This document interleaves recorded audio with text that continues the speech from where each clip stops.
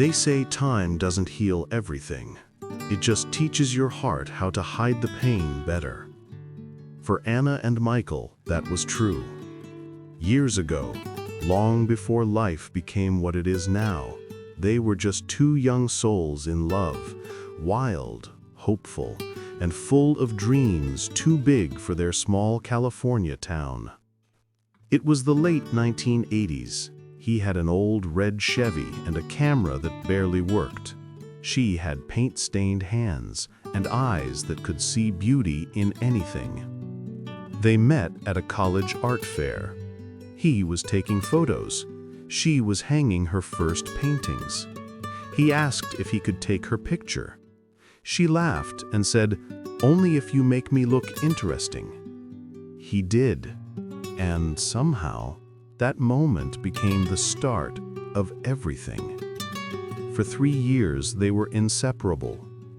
Weekend road trips to nowhere, late-night coffee at empty diners, notes tucked into coat pockets. They had that kind of love people write songs about. But life doesn't always care about how much you love someone. Anna got accepted to an art program in New York. Michael was offered a job in Los Angeles. They promised they'd make it work. They didn't. Distance turned into silence. Silence turned into time. And time, it just went on. 3 decades later, different lives, different families. Michael married a teacher. Anna married a lawyer.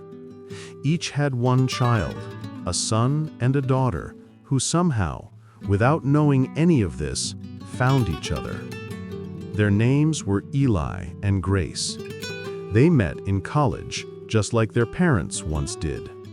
He studied film, she studied design. He loved the way she talked with her hands. She loved the way he saw beauty in small, forgotten things. After 2 years of dating, they decided it was time for their families to meet. A dinner, 2 tables, 1 future. It was a warm Saturday evening in Los Angeles.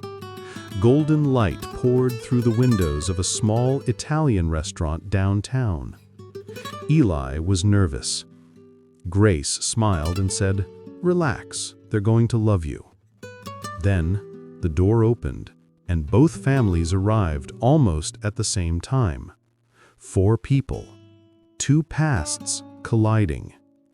Anna walked in, holding a bouquet of flowers. Michael entered from the opposite side, with his wife beside him. For a moment, just a heartbeat, their eyes met. Everything around them fell silent. Years disappeared. Wrinkles, gray hair, life itself, all of it blurred. And for that brief second, they weren't strangers. They were 20 again. They were the ones who once promised forever. Dinner went on with polite laughter and introductions, but underneath, there was a quiet storm only 2 people could feel. When Grace talked about how she met Eli, how he spilled coffee on her sketchbook the first day, Anna laughed softly.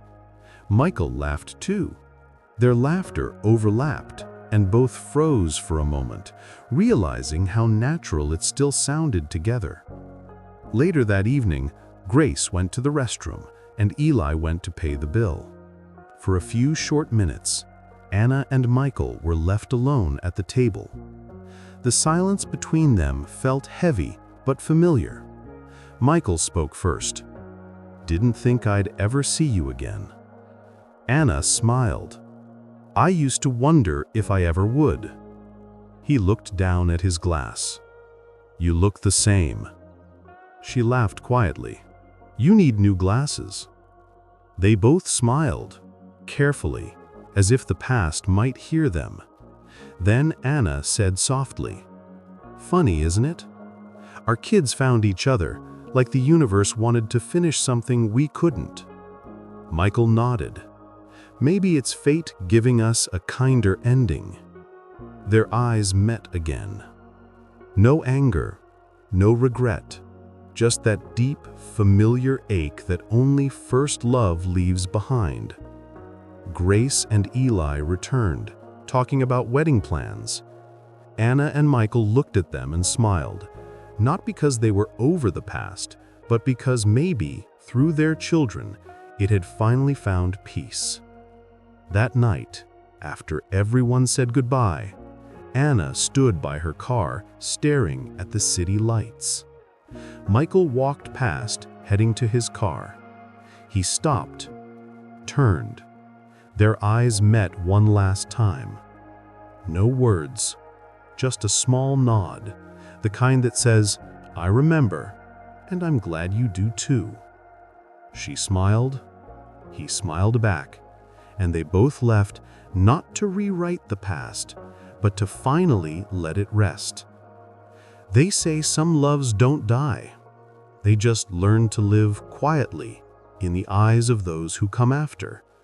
And maybe that's how love wins after all.